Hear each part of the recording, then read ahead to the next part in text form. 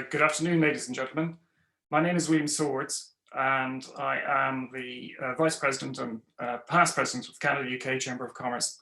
It's my great delight to welcome you today to this afternoon's Council of Foreign Chambers of Commerce webinar. And we are delighted also to be welcoming our guest of honour, the Right Honourable Kwasi Kwarteng, MP, Secretary of State for Business, Industry, Energy and Industrial Strategy. And also welcome to today's moderator, Mark Modell. Mark is a former Radio 4 presenter and BBC Chief Political Correspondent and North America Editor. Mark's voice will be well known to all of our listeners here in the UK. Without further ado, I'm going to hand over to Mark, and Mark is going to introduce the Minister. We have divided today's session into two parts. The first part will take about 30 minutes and is a Q&A session with the Minister. We've allocated time for your questions during the session, so you could use the chat function on your Zoom website. We will feed the questions into Mark as and when we're going. So without further ado, Mark, I'm going to hand over to you, and then over to the Secretary of State for Business, Energy and Industrial Strategy, the Right Honourable Kwasi Kwarteng, MP. Mark. Mute.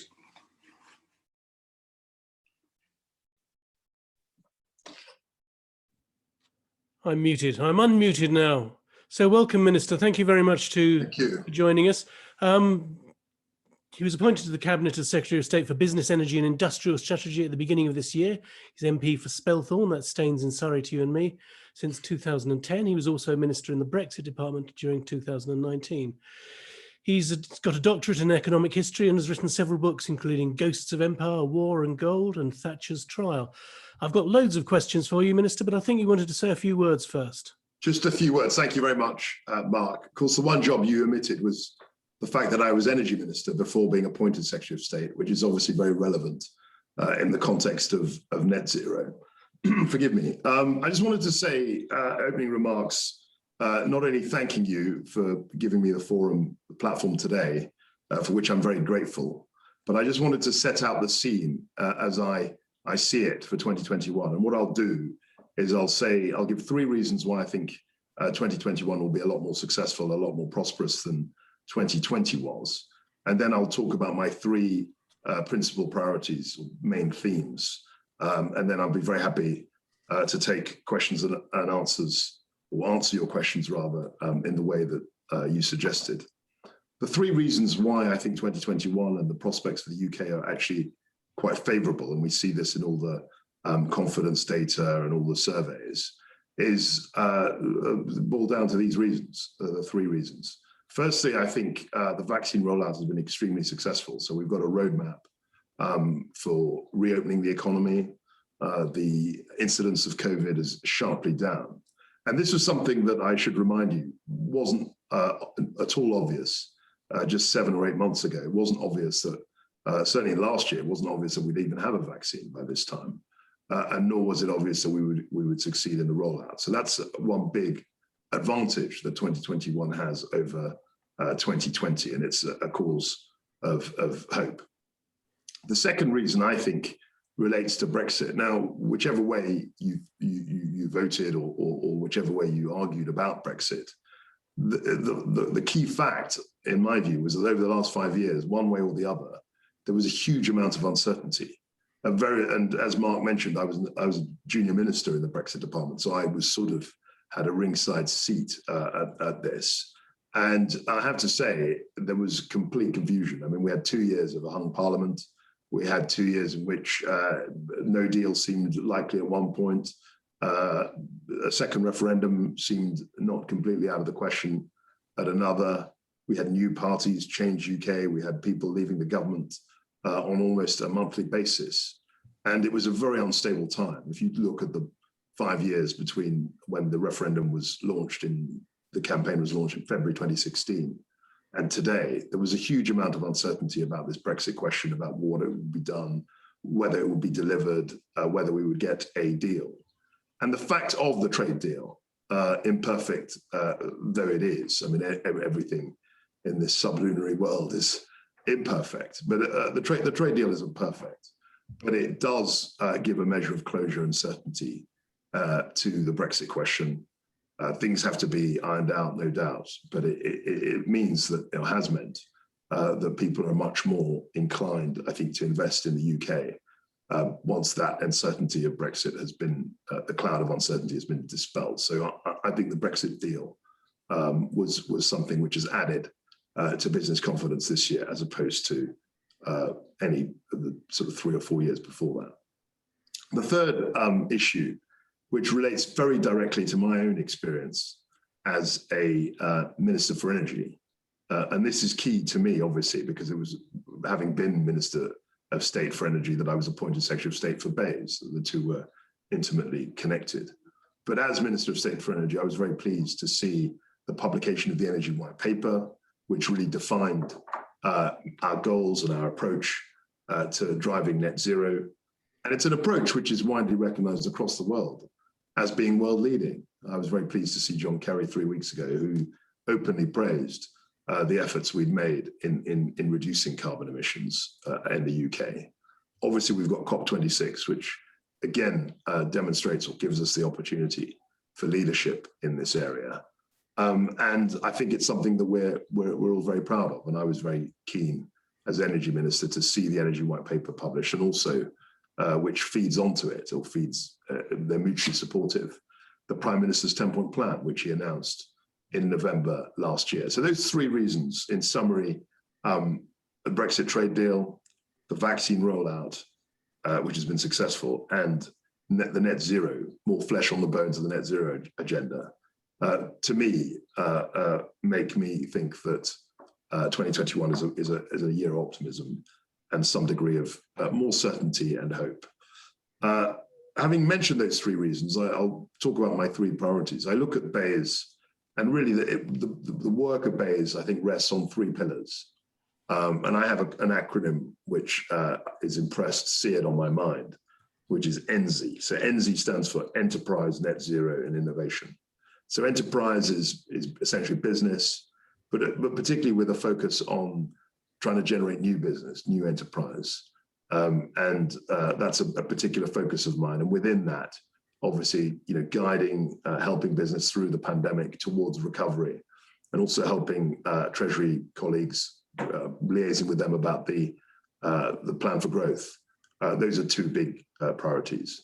In terms of net zero, I've talked a bit about that. I think when I was appointed in July 2019, all we had was a piece of legislation.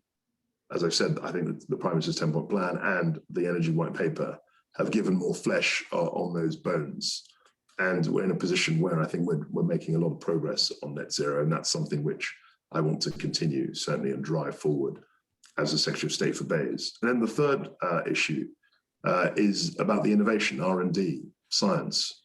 I mean, the vaccine rollout, I think, was a classic example of UK strength in R&D, UK strength in innovation.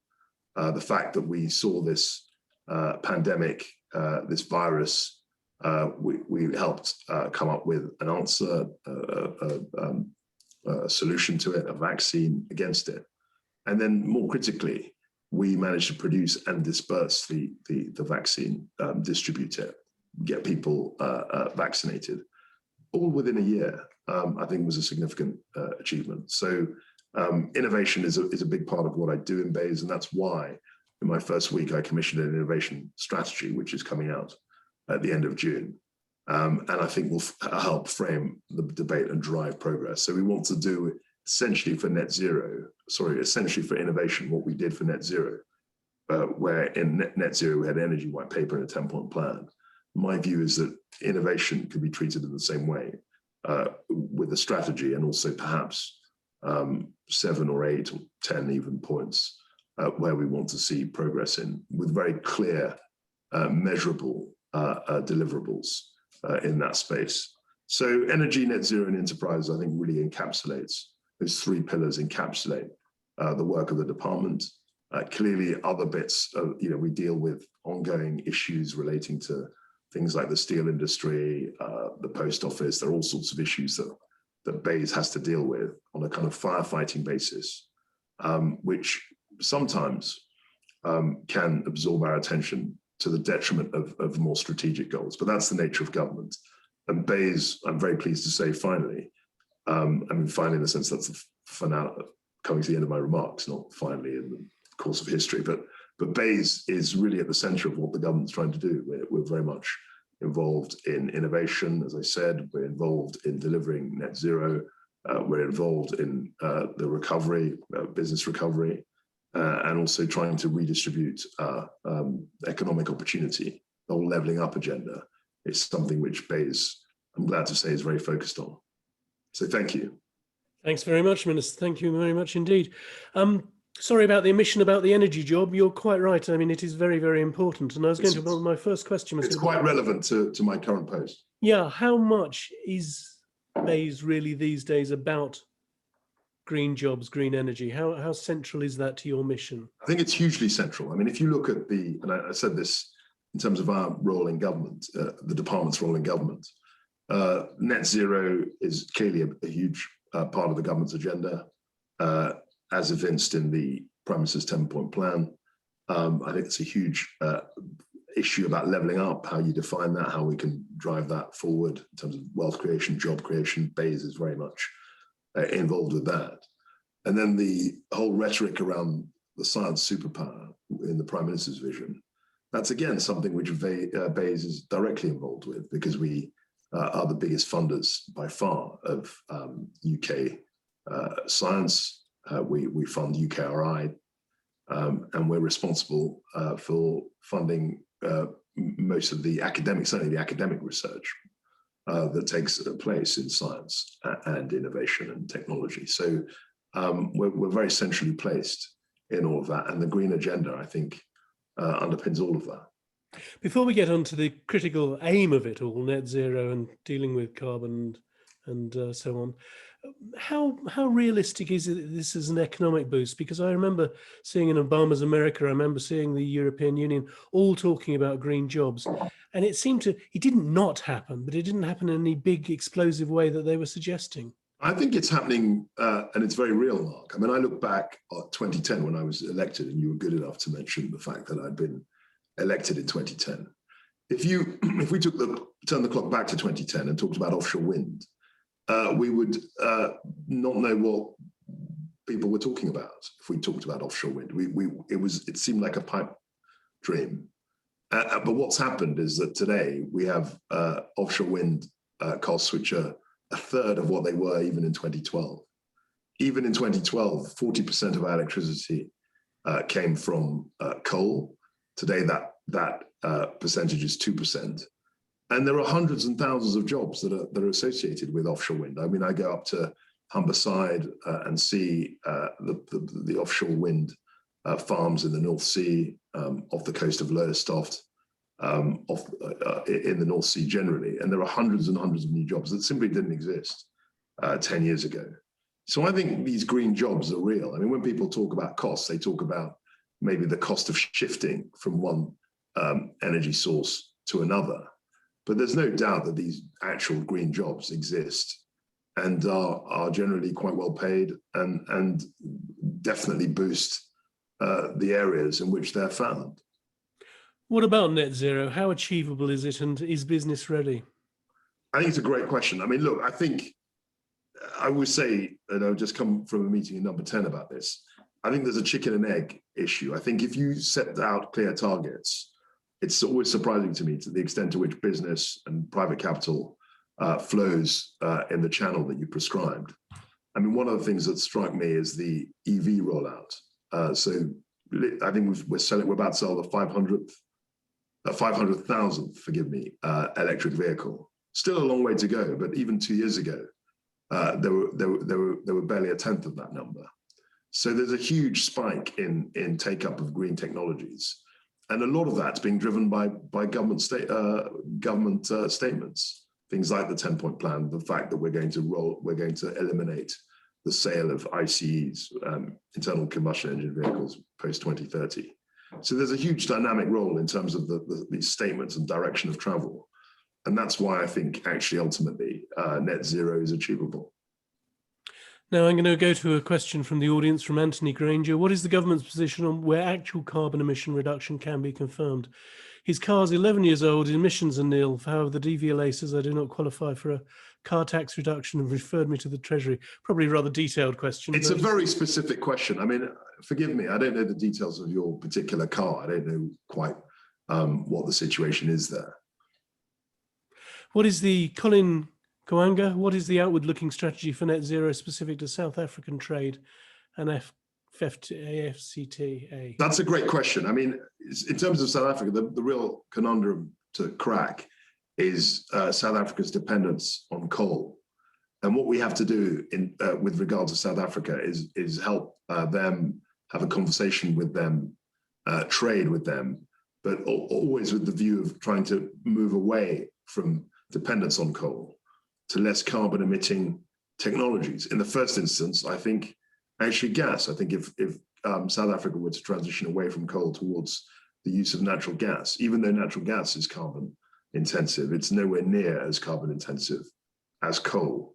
And I think that's a very specific area in terms of the energy mix where our government is very engaged with the South African government. And I, certainly as energy minister, used to meet my opposite number from South Africa on a fairly regular basis to discuss the energy transition.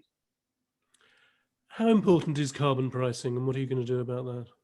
I think it's critically important, but at the same time, there's a huge debate about to what extent we extend, to which bits of the economy we extend any ETS scheme.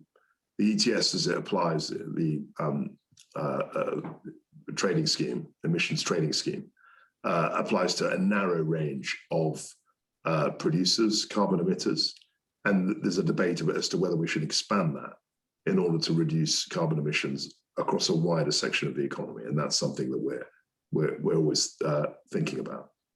Question from Simon Miller, which basically brought Energy UK has expressed some frustration the government hasn't given more full-throated support to smart meters, basically saying you can't get to net zero without having a smart meter.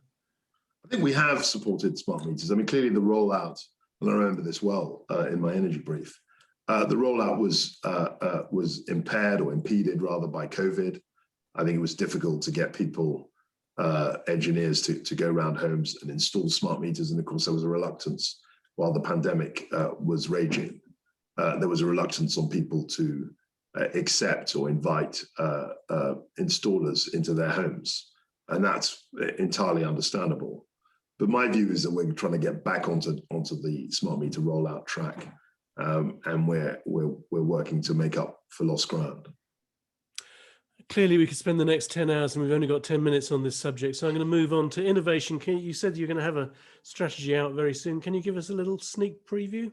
So my commission, if you like, as Secretary of State was to ask, I asked, and I really sketched them out very quickly.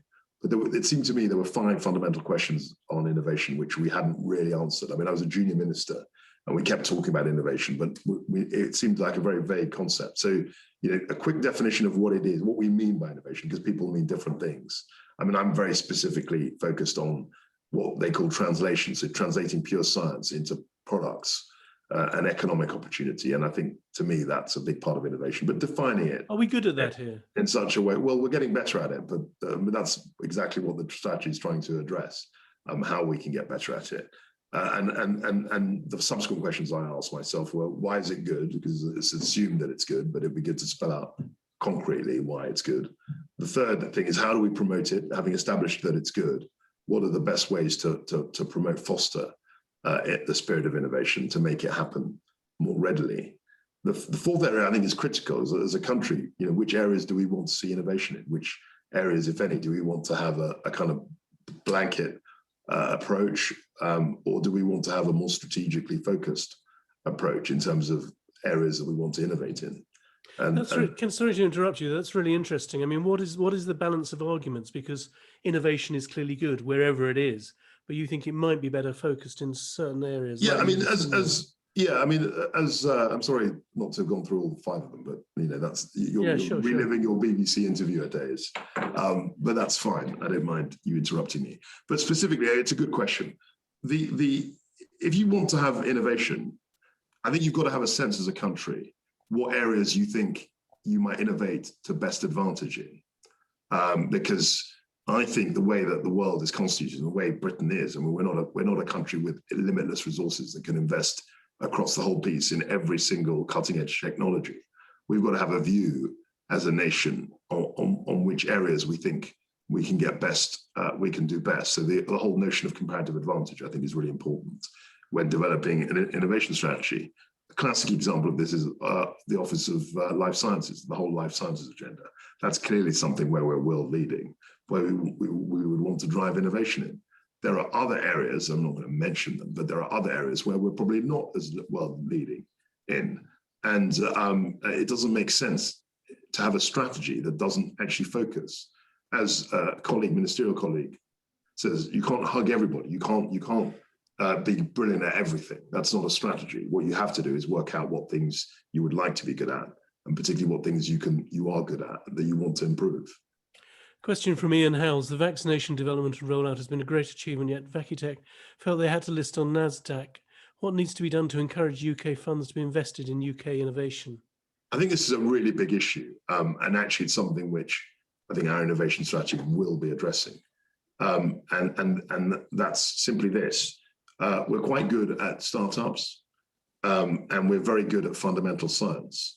But in terms of scaling up businesses, taking them to the point where they can list on a stock exchange, we need to get better at that. And a lot of this is related, I think, to rules around possibly pension funds and what things they can invest in.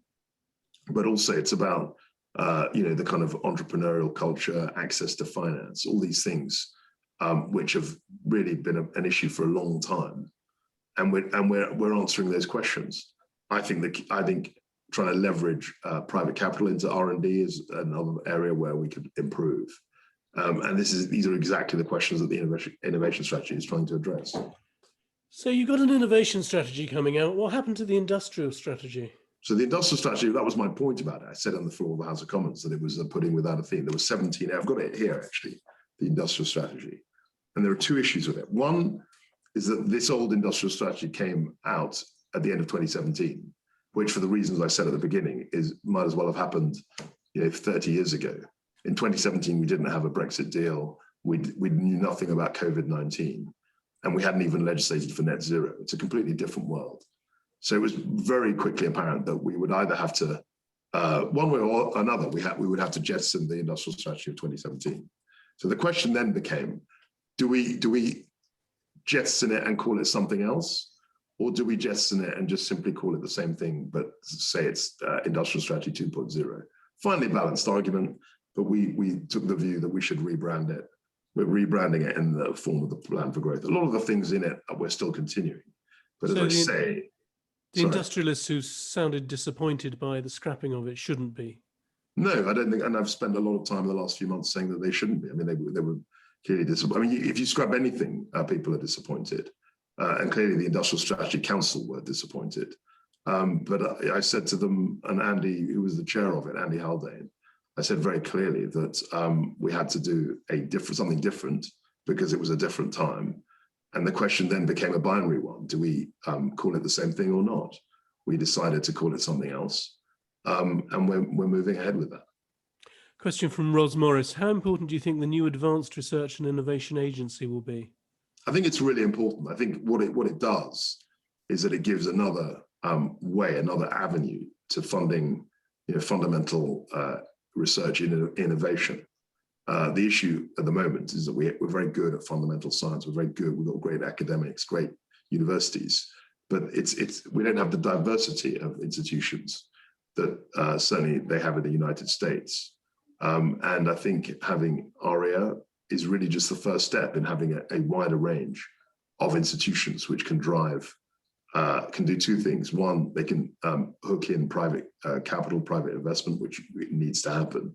And ARIA does have that flexibility. And the other is they need to have a different funding mechanism. They have to be slightly different in terms of the horizons, the multi-year settlement. ARIA can do that. And the way in which they conduct research. And that's a really good thing. It's probably a final question. It's a relatively long one, but it's from Lasdaf Hornman. Thank you, Minister, for explaining the pillars of your policy. On the net zero platform, I'm aware the Chinese nuclear power company, already involved in 3 projects in the UK, is reviewing its own strategy. One important factor is the future support of the government, as huge investment is in stake.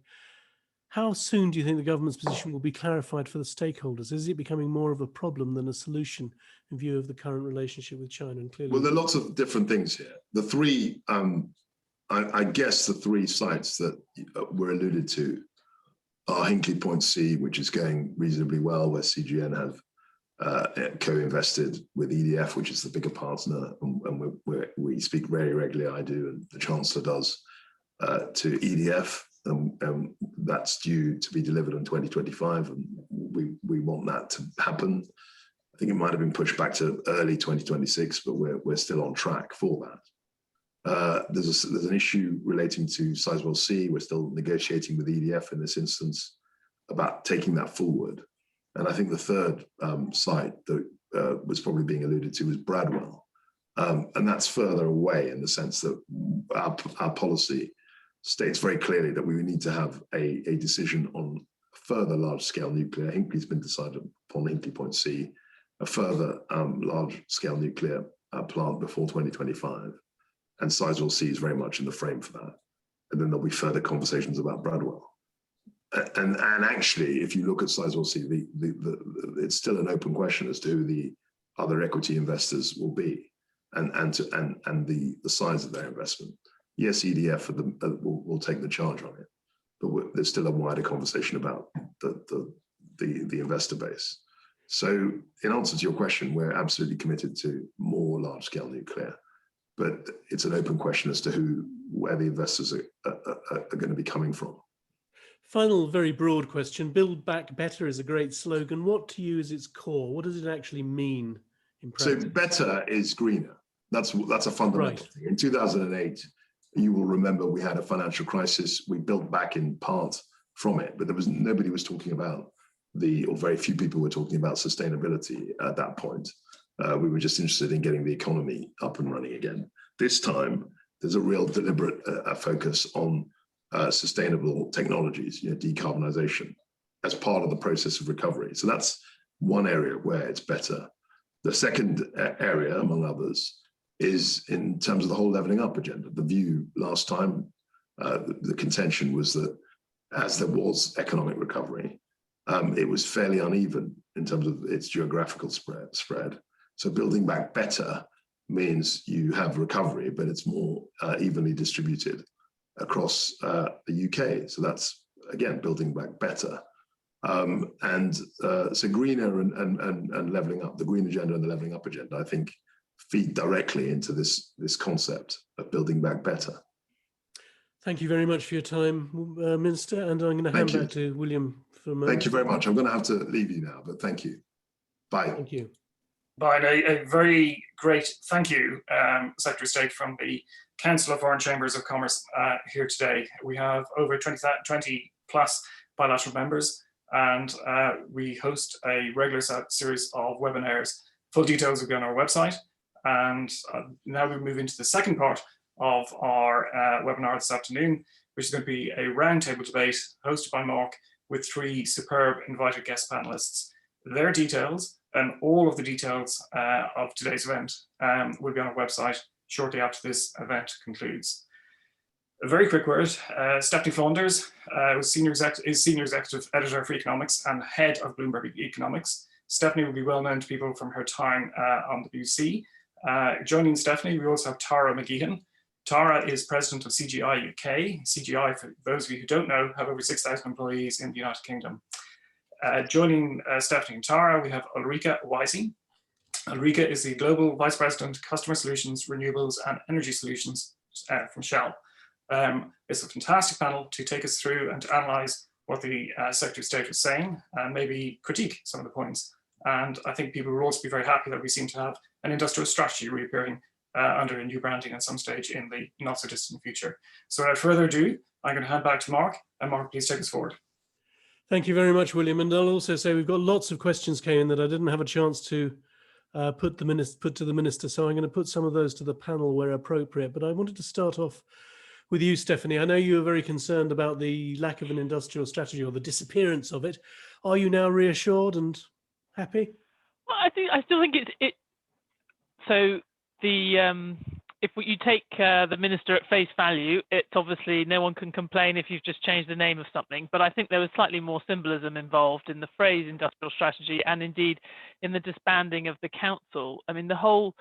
If we step back, I think a key question. Clearly, the minister is very focused on net zero, but someone in his position, I think, should also have an answer to the question of, what is the UK economic model going forward, and what have we learned about that model that might be useful, not just from the Brexit process, but from the COVID experience. What has that highlighted about our economic model?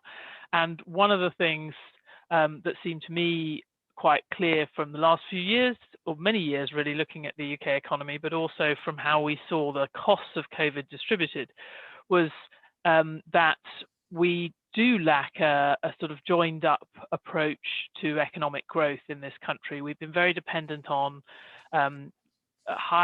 lots of employment, but quite low wage employment, low productivity employment. We've got lots of innovation. We are leaders in innovation, as the minister was saying, but we're very bad relative to other countries at diffusing that across the economy. And the result of sort of the combination of those two things has left us with a very uneven economic model, which doesn't deliver for a lot of people, is very geographically concentrated, not just in the southeast, but in the big cities. And also, profits and wages are centered on a small proportion of the economy and a small proportion of fantastically successful companies. And the point about the industrial strategy was, at least, it seemed to be a government who was trying to think about that, and particularly how to draw the link between innovation and productivity across the broader economy. Andy Haldane, that was a key part of his research as chief economist of the Bank of England, was to show that we really did have the absolute best firms. Our best 10% of firms were outperforming the best 10% of many other European countries, including Germany. But where we completely fell short again and again was in diffusing that success. So I think, as I say, obviously if it's just renamed, that's fine. But I mean, people across the country, not just civil servants and not just that council, but cities across the country have been told to produce their regional strategies and their city strategies, all to fit in with the national industrial strategy. I mean, just to sort of dump that and to sort of say we're going to call it something else and do something else after all that work, I thought showed a lack of seriousness, let's put it that way. There's lots of points there I'd like to come back to, but I just want to go round. Ulrika, what did you make of what the minister said? What particularly stood out for you? I think the fact that building back better is building green. That's very encouraging. I also liked the alluding to the private sector following what the government put in place for policies, but I also think that the UK can be much better at it than it is today, in order to bring the energy transition more economically to the public. So I think that even though that's a great kind of thinking, and I think he's right in that, I think we can do it much better. And I would love to ask him that question, actually. What answer would you want to hear? I think one of the things that, in my past, I've also worked at evaluating government policy. And one of the things that I've seen over and over again is the lack of looking outside of the UK and drawing inspiration of what others are doing. And I think that's something that we can definitely do better. Thank you. And I'll come back to some of those points as well. Tara, what do you make of it? I was pretty encouraged by the focus on innovation. Certainly in my line of business, CGI, we're a technology firm. So technology is having a bit of a boom now, and was pre-pandemic, but it really is now post-pandemic, as the push towards digital and the green agenda has just seemed to have got quicker and quicker. So I was pleased to see the minister alluding to the fact that we were going to use it as an opportunity to level up. Certainly, there's no reason why these jobs can't be all the way up and down the whole of the UK, and joining forces with universities and colleges and pushing digital transition and digital transformation, I think would be a really good focus for the new strategy going forward. And I think he alluded to that when I was listening to him. Certainly, the green agenda is important, and I think you can match the green agenda with his innovation agenda, and that's where technology comes in the middle, really. So I took a lot of encouragement from what he said. I'm hoping that it gets easier for us to do some of that levelling up by the government helping a little bit more with companies like my own opening offices and having more of a focus in the Midlands and the North, and using some of the the excellent academic institutions that are there to give us a hand. And one of the things that interests me, worries me, I guess, about innovation is that a lot of this is obvious, and it's difficult in a short interview to tease out things. But I mean, I don't know whether did he say anything that wasn't expected there? I mean, of course, innovation is a good thing. Of course, it should be encouraged.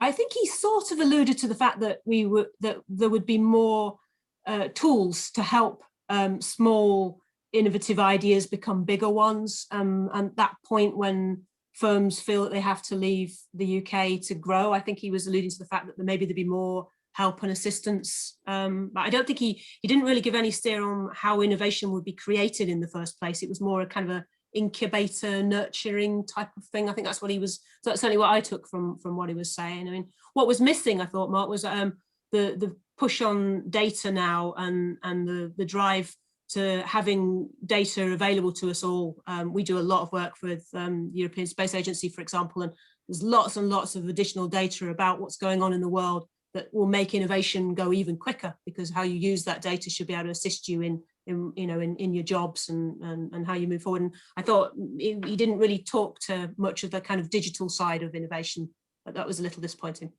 Stephanie, what did you think of the innovation talk? Was it more than platitudes? Well, I mean, that's what I was slightly raising. I mean, I'm not as, I tend to look at these things, and where I've been involved in this area is more thinking about productivity, which I guess is the sort of, one would hope would be the byproduct of innovation, insofar as one innovates in order to make more stuff with the same number of people. And as you know, Mark, I'm sure I've lectured you about it when I was at the BBC, making more stuff with the same number of people, productivity growth is the only way we get richer as a country. But just to harp back on this diffusion point, most of the assessments I've seen have said, we really aren't, it'd be great if we got better at incubating innovation, but that is not where we fall short. And that is not where, if you like, the big bang for your buck we might be able to get in terms of translating this innovation into economic success and economic growth. And there was a sort of striking number I came across in something Andy Haldane wrote, which is that although we're in the top 5 for innovation internationally, the UK is now 38 for knowledge diffusion. And that seemed to me sort of to capture that. And I just don't see a lot in the government strategy. I think the inclination from the Prime Minister on down is the big showy, big ideas, big projects, rather than that rather messy job of actually propagating and diffusing what we already have, including just through schools, but it can be a bit more sophisticated than that as well. And isn't that, is that what you put down to what you call a lack of seriousness? Because in a way, you expect, or I expect, the politicians to do the blah, and I expect the civil servants to do the hard graft underneath. Yeah, I think it's also about direction, though. I mean, if you send a signal that you're really only excited about big, exciting new ideas and innovations that we can go abroad and sort of brag about, then that's felt all the way down. Well, I'm not going to get any credit if I just create this sort of productivity circle working with local businesses to make sure that they're all sharing ideas, or whatever it might be, because you just know that's not going to excite anybody. So I think it would be nice if even there's just, that seems to be the message coming from a lot of different aspects of government, that it's sort of going for the quick showy things rather than the harder work of trying to produce more equitable and more productive growth. Ulrika, is that something that worries you at all in your area? Yes, definitely. But I think just picking up on what both Tara and Stephanie said and kind of combining them, I think that the lack of mentioning of digitalization and the focus on that is worrisome, but at the same time linked to what Stephanie said, let's not just do the big showy stuff, because it's really, when we talk about digitalization, where we can, exponentially increase our productivity, because we can do more faster, quicker, with the same amount of people, if we have better data in our manufacturing system, when we're using that data more intelligently. And I think that's what was really missing, was both of what Tara and Stephanie allude to, is that lack of focusing on just increasing all of the great industry that we have in the UK, increasing their competitiveness and productivity, as well as this digital field, which I think is really the lever in order to be able to do all of those other great things. And I'm sure this is obvious to a lot of our audience, but it's not to me. So I'll ask the silly, naive question. How do you do that? How do you leverage that digitalization and data?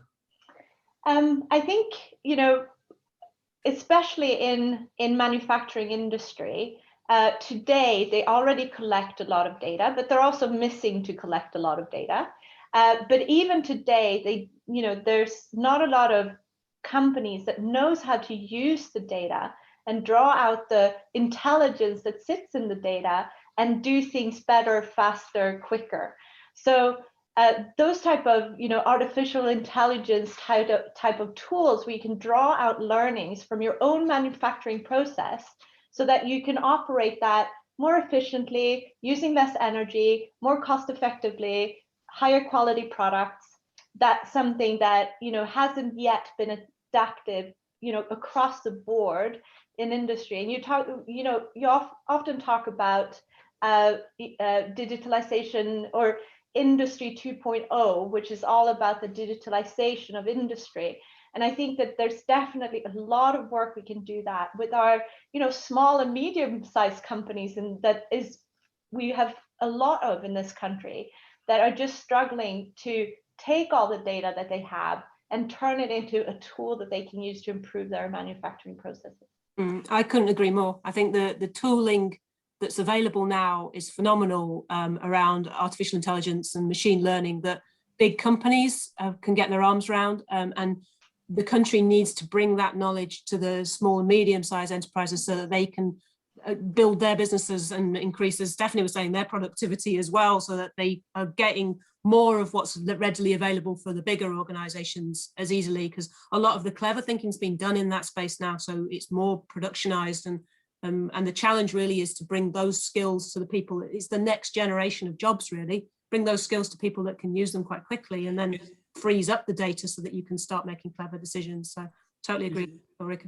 Is it the next generation of jobs, or is it the thing that kills the next generation of jobs? I like to think it is the next generation of jobs. I'm not a believer in the killing of jobs, Mark. I think it's a way of freeing up. If we could all free up a bit of time, and as we said earlier on, if this gives people better quality work so they can have better quality free time, then I think it's a win-win for us all. So I think we would want people to be moving into these type of jobs. Personally, I think that it's good quality work, and certainly where we are in CGI, we want to help people get these digital jobs.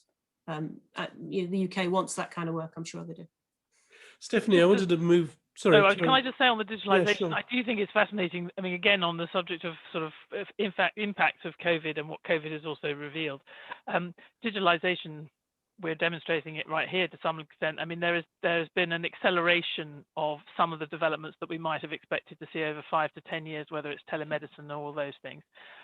What is interesting is, even for those who were pretty optimistic about new jobs or old jobs being replaced by new jobs in this very dramatic transformation, are a little concerned now that the timing is out of whack, because you've brought forward a lot of the digitalization, but you're not necessarily preparing your workforce. You certainly aren't preparing your workforce any faster than you were before. Those of us who are already in a great position to just jump on Zoom or whatever, it's not an issue. But the sectors where you may well have lost, you may permanently have lost some in-person service sector jobs as a result of these shifts. Again, I just didn't feel like, I felt that the minister was very, very focused. It wasn't a speech that anyone who didn't have COP26 at the end of the year would have given, and that's good. But it did feel like a speech you could have given without COVID, which is quite odd. I mean, it didn't seem to be having any lessons from that. So expand a bit more on what lessons you would like them to learn from COVID. Well, I mentioned it at the start a little bit. I mean, I just think that there were some flaws in the economic model that we've had for many years, which have been shown through in the Brexit debate, or what led to the Brexit referendum result in some sense, or at least a lot of that, the splintering of politics that you described earlier. But I think it's also shown us in our state institutions, whether it's the bits that Kwasi's overseeing or other parts, are sort of both too centralized and not centralized enough. You know, we've sort of not got we saw that a bit with the NHS last year, but I think it's also true of other institutions that we're not good at joining the dots between the local and the centre, and we have this very centralized approach, which actually is not nuanced enough for many local areas. So, you know, again, that's something that I would have thought, whether it's an industrial strategy or something else, you know, one would want a government to be saying, you know, we're asking some questions about this. You know, Brexit gives us an opportunity to do things differently, to maybe give more power to cities. It just doesn't feel like they're asking, or towns for that matter. It doesn't feel like they're asking those questions. That's so interesting, because politically, focus on towns is pretty much central to their electoral strategy. But it's giving lots of money to already Tory-held towns. I mean, again, even the way that the Levelling Up programme, newly held. Well, yes, and the way that that's been undermined, or at least, you know, again, seems unserious if you completely politicise it from the start. And it was supposed to, you know, you've stoked up a lot of expectations and excitement around a government that would really be serious about narrowing regional and geographical gaps, and then you've produced something which is very sort of old school and rather grubby, really, it looks like. He was quite breezy about Brexit, the confusion's in the past, so it's all fine. Do you think businesses are feeling like that? Should ask my fellow panelists. Yes, Ulrika. I think that there's a lot of challenges that a lot of companies are facing with regards to Brexit. And, you know, we see it all across media about companies that are setting up logistics centers in, you know, in Europe because they can't manage the day-to-day logistics because of Brexit. So, you know, lots of challenges with Brexit. But just coming back to COVID and some of the opportunities that I see that, you know, Stephanie, you were referring to as well. You know, one of the things that we had to do very early on in COVID was we had to transform our customer support centers to being in office to being at home. And, you know, we managed to do that very quickly thanks to digitalization. But also, when we look at that now, it's actually opened up an opportunity for people that are not, you know, in London or near where we had our customer support centers to actually, you know, work for us, and they might be sitting in small towns and centers across the country.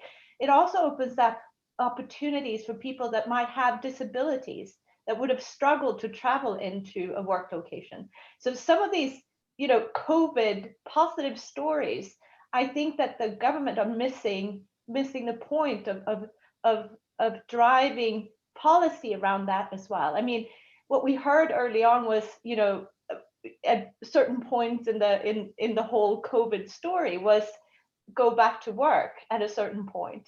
And because, you know, they wanted to bring back people to the city center, and especially London, because the city of London was, you know, it's kind of, you know, fairly dead today. But ignoring the fact that other suburban centers are blooming because people are staying more in their local areas and actually are supporting the business in those local areas. So I think we just need to have this wider view of what the opportunities that COVID has led to us, has forced us into somehow, but that we can also then, you know, with the right policy, we can accelerate and we can do even more and even better, bringing, you know, opportunities to across the country instead of in certain specific areas. It was quite frustrating, wasn't it? Sorry, Mark. It was quite frustrating that we heard them say going back to work. We were all at work. It was just back to the office was what they were. It was a distinction between work and the office. I mean, it's been quite difficult for a lot of people working from home for lots of reasons, but lots of people have managed to work from home. And I felt like the infrastructure, going back to the original point about what perhaps could be different, the infrastructure around the country, push to 5G, etc. They should be huge themes, because digital poverty is a real issue in this country, and leveling up in terms of digital networks and people and kids with kit at home that they can connect, etc. is we missed lots of tricks there, I think, as a country, in order to ensure that we were offering everybody the same opportunities to work from home and kids the same opportunities to learn from home. So I think there's still things we can do there, but I totally agree on the whole working from home versus not working from home. I think that boat sailed now. I think the new world will be a hybrid. I'm sure we all know that, but UK can do better out of the hybrid if we get ready for that and reinforce our towns as well as our cities and our rural cities. And it's interesting, if you look at the Ireland have produced a sort of rural strategy a few weeks ago that was precisely, I spoke to our Irish bureau chief and he thought that maybe it wouldn't get very far, but in principle, it was interesting, the first country really in Europe to make a pitch to say, yes, stay at home. They're even saying go to your local pub and use that as a work hub, which I think at least my Irish colleagues say is optimistic. But there was this sense that they were being positive about the opportunities and actually thinking, how does this help us solve a previous problem, which is overcrowding in Dublin and over expensive houses? And it just felt the instinct here has been all about pulling the same levers, getting people, because we're nervous about changing the economic model. We've told towns and cities up and down the country the only way you get richer is by having a really packed city centre retail, attracting people into those jobs. Like even in the budget, we're still pouring money into the housing market as if that's if that's a historically disregarded area. It's just the same levers. What intellectually, or what needs to change to avoid that? Because you're obviously quite right that there was more a concern for sandwich manufacturers in the centre of London than anything else, it seemed, at one stage. And there's unwillingness to say, yes, let's use this crisis as an opportunity. Well, the politics may shift in an interesting way. We were discussing at the start how the changing sort of geography of British politics, which may also be borne out by the election this week, if there stops being quite so much at stake in London, either whether it's in the financial sector or sort of politically for the Conservatives, maybe that will change attitudes. But I think they're missing a trick, because this was a government that had made a lot of levelling up and of spreading geographical opportunity. Ulrika, are you disappointed with the way the government's handled this crisis? In terms of the economic opportunities? I definitely think that they could have done more, especially, from an economic perspective. I think that there's a lot of people that have suffered tremendously in this crisis, and especially the self-employed and the people on the gig economy. And I think that the government could have done things quicker and faster around that to help, people stay in employment. And, we've seen a lot of increase in unemployment after furlough has been, stopped and companies have actually let people go. And of course, there's things that I think that the government could have done better in order to make sure that the people stayed in employment, because when people stay in employment, they have more money to also spend, and that's how the economy keeps going. But I don't have a specific example where I think this is what they should have done. Tara, I'm going to hand back to William in a moment. So any final thoughts from you? I was just going to say it's not over yet, so they could still dazzle us and do some amazing things. What would be the most dazzling thing that you would like to see? I would love to see them reach out properly in levelling up and talk about bringing digital jobs to the Midlands and the North, and get us all in a room and talk about how we could do that together. Thank you all very much for a very interesting discussion. Back to William now. Thank you very much, Mark. And just a final word in terms of what you're talking about there. Affordable childcare in Canada is an area where the Canadian government are kind of moving forward with a very innovative policy, looking at productivity, and also it's that sort of granular detail, I think, rather than maybe as Stephanie was talking about in terms of, putting on a high-vis jacket and opening up a big brand new vaccine manufacturing plant. $10 a day, isn't it going to be? Yes, and it's open to all. So, all across the economy. So that's innovation at work. My huge thanks to Secretary of State Kwarteng, to our wonderful panel, to Stephanie, Tara and Ulrika, and also to Mark for being a wonderful moderator. And thank you, Mark. Knowing your love of science fiction, it would not be it would be remiss of me not to say may the force be with you today, Mark, given the day that we have. And thank you very much for the wonderful moderation, and we hope to see you soon again on our screens, and hopefully on our airwaves too as well. I think you've got a radio program coming up shortly, if my memory is correct, Times Radio.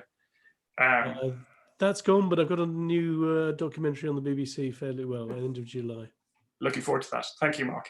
A big thank you also to the people who made this happen, to Jeff from the Chamber and Nigel Bacon of the Canada-UK Chamber of Commerce as well, for putting this together. As noted on our chat box function, the next event that we have is on May the 13th in terms of reimagining the UK's trading environment. That's all about the nitty-gritty. It's all about sort of documentation, and it's going to be hosted by a wonderful company called VAT-IT. Full details are on our website. And again, this event will be posted on our website. It was under Chatham House rules, and we thank you very much for all your participation today. Thank you very much.